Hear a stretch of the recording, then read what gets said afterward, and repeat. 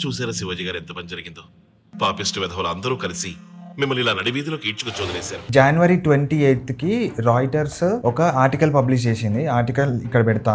ఏంటంటే Saudi prince ఎవరైతే MBS ఉన్నాడు కదా, మొహమ్మద్ బిన్ సల్మాన్, ఆయన ఏం చెప్పిండంటే పబ్లిక్ గా ఈ ఇరాన్ మీద ఒకవేళ అటాక్ చేస్తే, యుఎస్ అయినా ఇజ్రాయెల్ అయినా అటాక్ చేస్తే మేము మా ఎయిర్ స్పేస్ ఇయ్యము అని చెప్పి ఇరాన్ ప్రెసిడెంట్ కి పెజిష్కి ఎవరైతే ఉన్నారో ఆయనకి ఫోన్ కాల్ లో చెప్పింది. ఓకే, అది రాయిటర్స్ ఎప్పుడు రాసింది? జనవరి 28కి రాసింది. ఈ ఫోన్ కాల్ ఎప్పుడు జరిగింది? 27th కి. ఓకే, ఏమన్నా డిప్లొమాటిక్ టాక్స్ ఏవైతే ఉంటాయో అవి మేము ఒకున్నాం అని చెప్పి ఎంబీఎస్ ఏమో ఇరాన్ ప్రెసిడెంట్ కి చెప్పింది. ఓకే, కానీ ఇప్పుడు ఇంకో ట్విస్ట్ ఏంటంటే రీసెంట్ గా వాషింగ్టన్ పోస్ట్ ఒక ఆర్టికల్ రాసింది. ఎప్పుడు 1 month back same MBS Saudi prince ఎవరైతే ఉన్నారో మొహమ్మద్ బిన్ సల్మాన్, ఆయన డొనాల్డ్ ట్రంప్ తోని ప్రైవేట్ టాక్స్ లో, అంటే ప్రైవేట్ ఫోన్ కాల్స్ లో మాట్లాడిండు అనమాట. ఏం మాట్లాడిండు? ఇది వాషింగ్టన్ పోస్ట్ రాసింది. Okay, Saudi crown prince Mohammed bin Salman engaged in several private phone conversations with US President Donald Trump last month, advocating for a military strike on Iran. Okay, despite publicly supporting diplomatic solution, claimed Washington Post in bombshell report. అంటే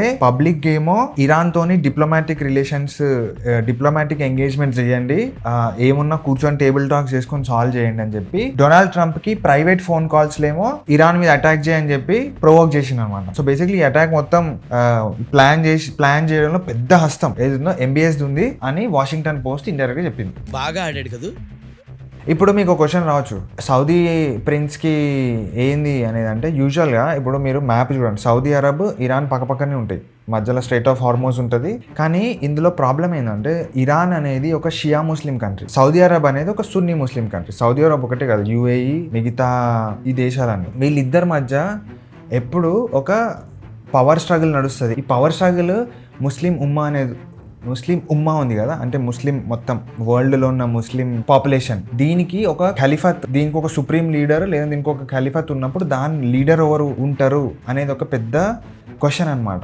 US ఏమో Saudi Arab, UAE ఇట్లాంటి దేశాలకి defence support ఇస్తుంది. Iran ఏమో Iran దగ్గర ballistic missiles, hypersonic missiles, వాళ్ళ దగ్గర missile ఆర్సనల్స్ చాలా పెద్దవి, చాలా ఎక్కువ ఉన్నాయి.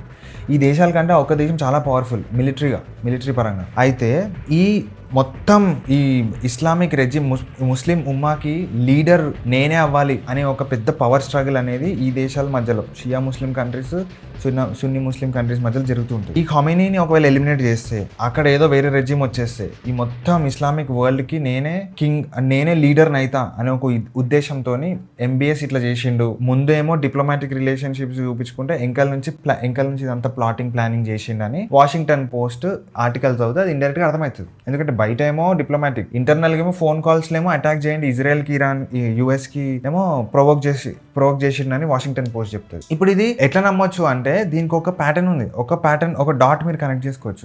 ఇరాన్ ఏమో కన్సిస్టెంట్ గా యుఏఈ ఇట్లాంటి దేశాలు సౌదీ అరబ్ మీద స్ట్రైక్ చేస్తుంది, వీళ్ళ ఇన్వాల్వ్మెంట్ లేనే లేదు. ఓకే, దుబాయ్ ఎయిర్పోర్ట్ మీద స్ట్రైక్ అయిందని చెప్పి కొన్ని న్యూస్ ఆర్టికల్స్ ఉన్నాయి, న్యూస్ వీడియోస్ ఉన్నాయి. ఎయిర్పోర్ట్ వరకు స్ట్రైక్ చేసే అవసరం ఏమొచ్చింది? ఎందుకు సౌదీ మీద అటాక్ చేయాలి సివిలియన్స్ ఉన్న ప్లేసెస్ మీద? ఇదొక డాట్.